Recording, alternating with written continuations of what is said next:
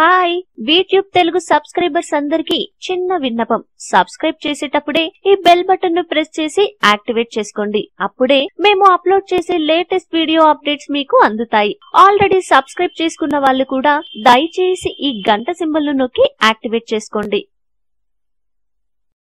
Reliance Jio తమ వినియోగదారుల కోసం కొత్త ప్లాన్ ప్రవేశపెట్టిన సంగతి తెలిసిందే. ముందుగా 99 రూపాయలు చెల్లించి ప్రైమ్ మెంబర్షిప్ ను పొందాలని చెప్పిన రిలయన్స్ ఆ తర్వాత నెలవారీగా రీఛార్జ్ చేసుకోవాలని స్పష్టం చేసింది. ఈ నెలవారీ ప్లాన్స్ ను విడుదల చేసిన CLNA అనే బ్రోకరేజ్ సంస్థ మొదటి 1000 నిమిషాల వరకే ఫ్రీ అని చెప్పి కస్టమర్లను అయోమయంలో పడేసింది.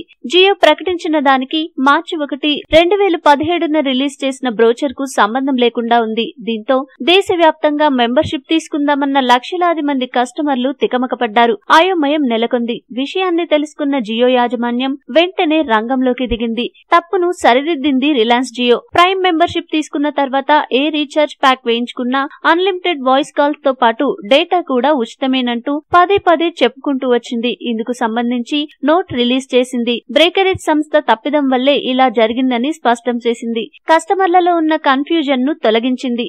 149, 303, 499 వంటి రీఛార్జ్లతో అన్లిమిటెడ్ వాయిస్ కాల్స్ ఫ్రీగా పొందొచ్చని తెలిపింది.